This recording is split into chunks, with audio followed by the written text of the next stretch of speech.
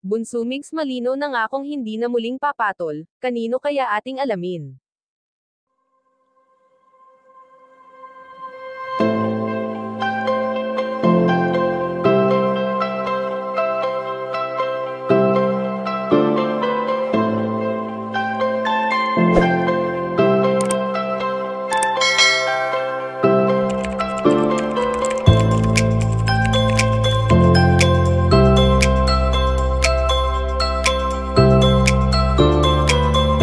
Hindi natin maitatanggi na sa buhay ni Bunso Migs Malino ay unti-unti na itong nakakalimot sa sakit na kanyang pinagdaanan nang minsan ay maiwan siya ng mag-isa ng kanyang minamahal.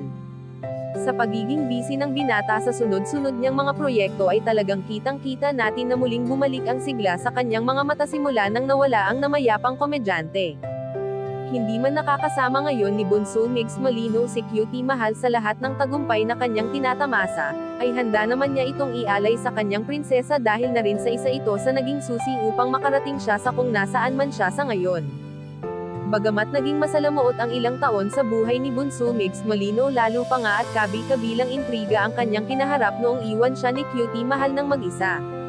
Subalit sa ngayon nga ay ayon sa aming impormasyon na nakalap na nangako ang binata na hindi napapatol sa kung sinong naninira sa kanya, sapagkat alam ng ating Panginoong Diyos kung ano talaga ang totoo at tanging focus niya na lang ngayon ang makatulong. May mga araw man na bigla na lang na namimiss ni Bunso Migs Malino ang dati niyang katambal, ngunit iniisip niya na lamang na masaya na ito sa kung saan man ito naruroon sa ngayon at palagi pa rin itong nakabantay sa kanya sa anumang oras.